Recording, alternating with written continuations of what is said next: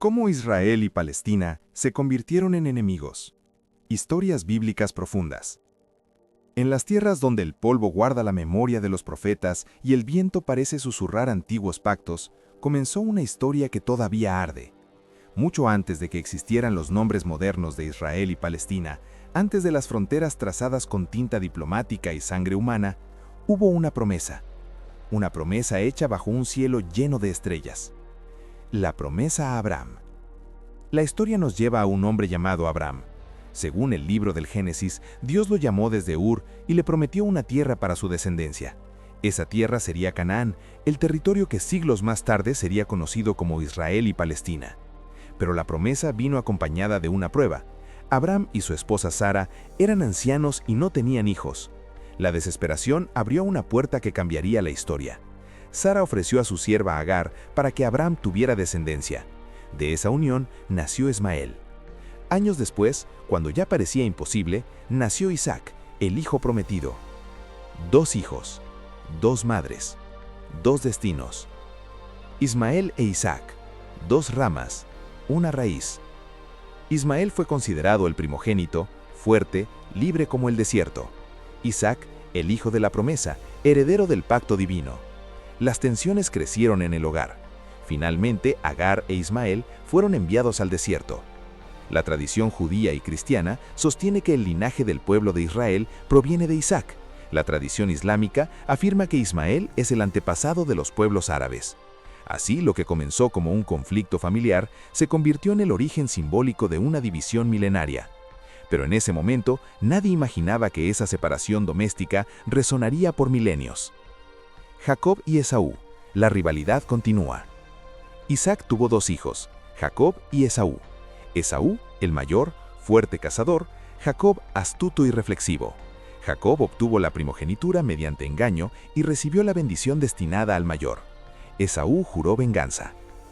Jacob, quien más tarde sería cambiado a Israel, se convirtió en el padre de las 12 tribus. Esaú sería ancestro de Edom.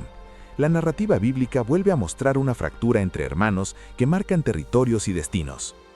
La Biblia presenta un patrón inquietante: promesas, rivalidades, expulsiones y reclamaciones de herencia. La conquista de Canaán. Siglos después, tras la esclavitud en Egipto y el liderazgo de Moisés, el pueblo de Israel entró en la tierra prometida bajo el mando de Josué. Las ciudades de Canaán fueron conquistadas. Para los israelitas era el cumplimiento de la promesa divina. Para los pueblos que ya habitaban allí, era invasión. La tierra ya tenía historia antes de Israel. Cananeos, filisteos y otros pueblos vivían en ella. Uno de esos pueblos, los filisteos, dio origen al término Palestina. El conflicto por la tierra no comenzó en el siglo XX, está inscrito en los relatos más antiguos. Reyes, profetas y divisiones.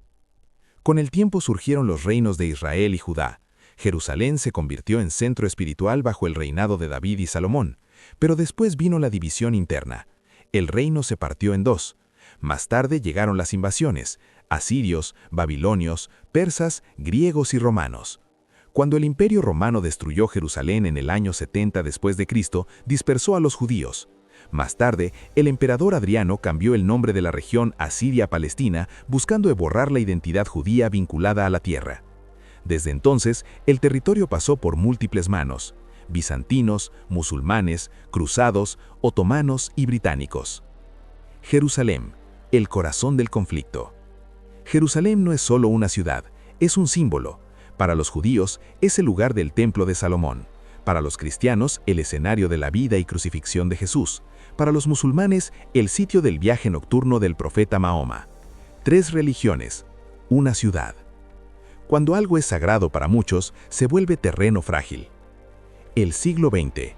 La herida moderna.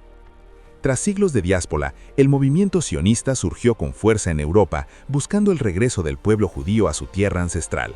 Después del Holocausto en la Segunda Guerra Mundial, la comunidad internacional apoyó la creación de un Estado judío. En 1947, la ONU propuso dividir el territorio en 2 estados, uno judío y otro árabe. Los líderes judíos aceptaron, los líderes árabes rechazaron el plan. En 1948 se proclamó el Estado de Israel. La guerra estalló inmediatamente. Para los israelitas fue la guerra de independencia. Para los palestinos fue la Nakba, la catástrofe que desplazó a cientos mil. Narrativas que no se encuentran. Israel ve su existencia como el cumplimiento de una promesa histórica y bíblica, y como refugio tras persecuciones interminables. Palestina ve en esa misma historia una pérdida, una expulsión y una ocupación. Ambos pueblos reclaman la misma tierra con relatos que se remontan a miles de años. La Biblia se lee como título de propiedad por unos y como parte de una narrativa que excluye a otros. La raíz espiritual del conflicto. Más allá de la política, hay una dimensión espiritual profunda. El conflicto no es solo territorial, es identitario. Es la pregunta: ¿quién soy? ¿De dónde vengo? ¿A quién pertenece esta tierra? Las historias bíblicas no solo cuentan eventos, forman conciencia colectiva. Cuando una promesa divina entra en la historia humana, se convierte en algo que no puede negociarse fácilmente. Destino o decisiones humanas. Algunos interpretan el conflicto como cumplimiento profético, otros lo ven como consecuencia de decisiones políticas, errores coloniales y radicalismos modernos. Pero quizás la lección más profunda está en los primeros capítulos, rivalidades entre hermanos que pudieron reconciliarse, como Jacob y Esaú cuando finalmente se abrazaron. La Biblia también ofrece momentos de perdón. Abraham oró por ciudades que no eran suyas. José perdonó a sus hermanos. Hay un patrón alternativo que a veces olvidamos.